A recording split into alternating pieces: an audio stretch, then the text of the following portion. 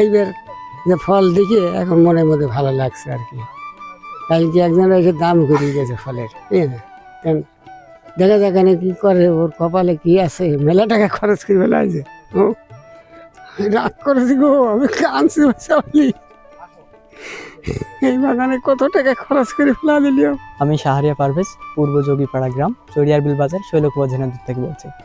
আমি পেশায় একজন শিক্ষার্থী, একজন ছাত্র, অনার্স 3য় বর্ষের বাংলা ডিপার্টমেন্টের, সরকারি কেশবচন্দ্র কলেজ ঝিনাইদহ।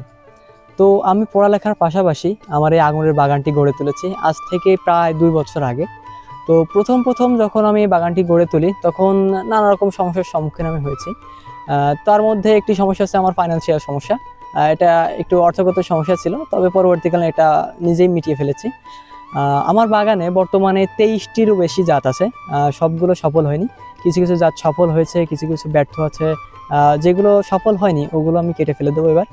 তো আমার বাগানের সব থেকে বেশি যে ফলটা হয়েছে সেটা হচ্ছে একেলো, ওটা লাল বর্ণের ফল। আমার বাগানে বর্তমানে প্রচুর পরিমাণে দর্শক আসছে, দেখে যাচ্ছে, ফল খেয়ে যাচ্ছে, ছবি নিয়ে যাচ্ছে, চারা নিয়ে যাচ্ছে আমার কাছ থেকে নতুন বাগান করার উদ্দেশ্যে। জানি যে বিদেশের মাটিতে আঙুর চাষ হয়, তা বাংলাদেশের মাটিতে কিভাবে হবে সেটা আমরা প্রথমে তুচ্ছ মনে করেছিলাম যে হবে কি হবে না, কিন্তু পরবর্তী পর্যায়ে দেখি যে আমাদের এলাকাতেও আঙুর ফল চাষ হচ্ছে, মানে এটা ফলনও ভালো হচ্ছে।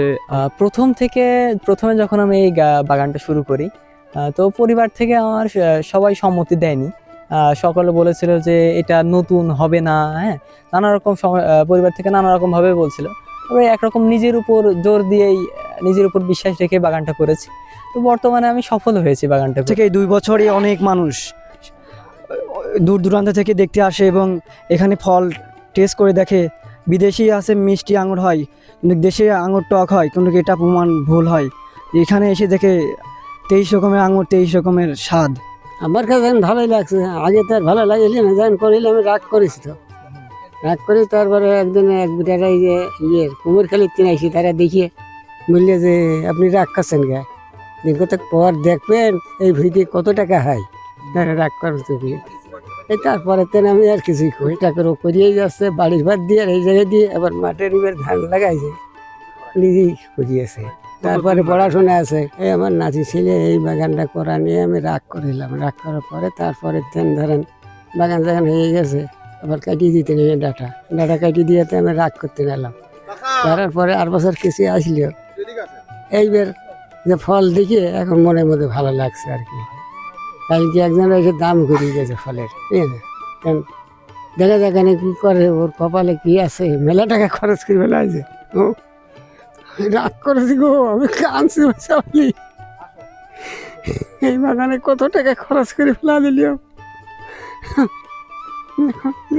ফলগুলো দেখে দেখা যাচ্ছে এখন বলে পয়সা উঠতে পারে। প্রথম যখন গাছ লাগাইলো তখন আমরা মনে করছি তো পাগলের মতন কি চাষ করছে। এখন 2 বছর পরে যাইছে, এখন গাছের আঙুর আইছে, এখন খুব ভালো লাগছে, দেখতেও ভালো লাগছে, খাতেও স্বাদ লাগছে, প্রচুর ইনকাম হচ্ছে। এখন আরও মানুষ মধ্যে গাছ বাড়িয়ে যাচ্ছে।